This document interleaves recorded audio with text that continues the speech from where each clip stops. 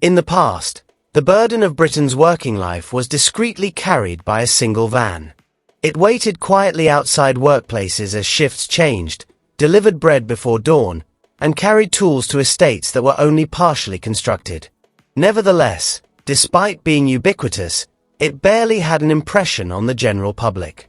The Leyland Sherpa was neither uncommon nor unsuccessful, nor was it unimportant.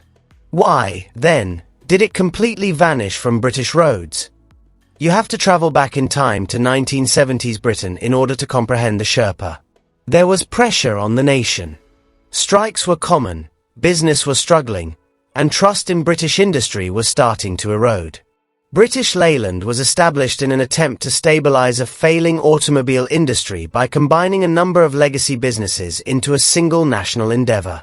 However, that endeavor had its own set of difficulties, including competing engineering ideologies, cost-cutting choices, and ongoing political meddling. In 1974, the Sherpa entered this uncharted territory.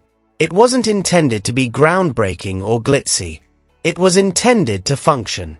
The Sherpa was the result of evolution rather than innovation, as it was mostly based on the earlier Commer and Dodge van platforms. But it was exactly what made it strong.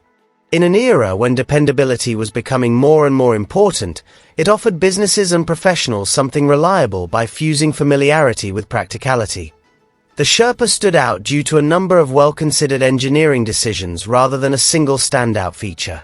It was perfect for congested British streets because of its forward control design, which maximized cargo space without lengthening the overall vehicle. Drivers who were frequently in and out of the back found it easier due to the low loading height. Additionally, it could serve almost every sector of the economy due to the variety of body types, which included minibuses and panel vans. It wasn't very sophisticated underneath. Performance was never the first goal, and the engines were small and frequently taken from already existing British Leyland stock. However, that was irrelevant to those who drove it. The Sherpa gained a reputation as a trustworthy friend. It endured long hours with little protest, started in the cold, and carried huge loads without complaining. It was, in a sense, a reflection of the hard-working, modest, and resilient people who depended on it. Beneath that dependability, however, was a developing issue. British Leyland was experiencing severe political and financial hardship at the time the Sherpa was constructed. Quality control started to deteriorate as cost-cutting became inevitable. Despite being functional, early models had problems that would get harder to overlook. In particular, rust started to become a major issue. The harsh British weather caused the Sherpa's bodywork to deteriorate more quickly than that of many of its rivals in the absence of adequate protection. The rest of the globe was progressing at the same time. Vans that felt more contemporary, sophisticated, and frequently more dependable throughout time were introduced by European manufacturers, especially those in Germany and France. In contrast, the Sherpa began to feel out of date. With every year that went by, its engineering roots from the 1960s became more apparent. Nevertheless, the Sherpa continued to play a significant role in British society in spite of these difficulties. It served as the van for emergency services, municipal governments, and small companies. One was frequently transformed into a camper and used to transport families on low-key vacations throughout the countryside. For many, it was more than just a means of transportation. It was an integral element of everyday life, a means of sustaining communities and enabling livelihoods. That kind of presence has a subtle power. The Sherpa needed to be trusted, not adored. And it was for a while. Its extreme flexibility was one of its most distinctive features. It was one of the few vehicles of its time that could be customized in so many various ways. It might be a people carrier in the evening, a mobile workshop in the afternoon, and a delivery van in the morning. In a nation where companies frequently had to do more with less, this flexibility made it priceless. Numerous tales of Sherpas surviving in conditions that would be difficult for much more advanced machinery exist. They are infrequently recorded but are nevertheless well remembered. They continued despite being overloaded, poorly maintained, and pushed over difficult terrain. They climbed muddy work sites with amazing determination, according to builders. Delivery drivers recall lengthy days when the van would not give up. Although it wasn't quick or cozy, it was always present. However, this silent perseverance was insufficient to ensure its future.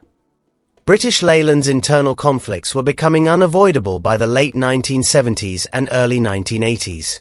Due to a lack of investment in innovative ideas, the Sherpa started to fall behind its rivals. Instead of being revolutionary, updates were gradual. The Sherpa stayed mostly unchanged as competitors launched more effective engines, greater ergonomics, and better corrosion protection. Then the market started to change more broadly. Companies started to expect more from their cars, including efficiency, comfort, and long-term durability in addition to dependability. Because they offered a level of sophistication that British manufacturers found difficult to match, imported vans began to gain popularity.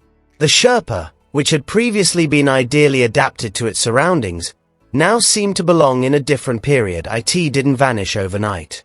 It didn't disappear in a single instant. Rather, it progressively disappeared as newer models took its place and the older ones were forgotten due to rust and wear. The Sherpa had already started to fade from popular memory by the time production came to a stop in the early 1980s. Its story's peaceful interlude, rather than its climb or fall, is what makes it so captivating. The years when it just carried out its duties without acknowledgement or celebration. In many respects, it symbolizes an aspect of automotive history that is frequently disregarded. The cars that kept the world going but didn't alter it. The Sherpa was both a success and a lost chance for British Leyland. It demonstrated that there was still a market for useful, stylish business vehicles. However, it also demonstrated the company's incapacity to adapt swiftly enough in a market that is changing quickly. Not only were the Sherpa's limitations technical, but they were also organizational, reflecting a firm that was having trouble figuring out what to do. Sherpas that survive now are few. They were used just as intended, not because they weren't produced in big quantities. They put in a lot of effort, grew old fast, and were eventually replaced without fanfare. They weren't treasured or conserved like luxury saloons or sports automobiles. They were instruments, and their story ended along with their utility. However, the Sherpa still has some significance for many who remember them. It depicts a period when British industry continued to play a significant part in daily life despite its difficulties. It brings to recall early mornings, modest enterprises, and the silent tenacity of those who depended on devices like this to get by each day. Therefore, the van itself is not the only reason for its elimination. It's about the world it was a part of, a world that has progressively evolved and left the cars that once characterized it behind. And maybe that's why the Sherpa seems so far away now. Not because it didn't succeed, but rather because it achieved its goal to such an extent that it didn't need to be remembered. You'll realize that it was more than simply a van if you've ever seen or even driven one. It was a component of something bigger, something that doesn't exist quite the same way now. There is always more to learn if you still find meaning in these tales of lost machinery. The overall vehicle.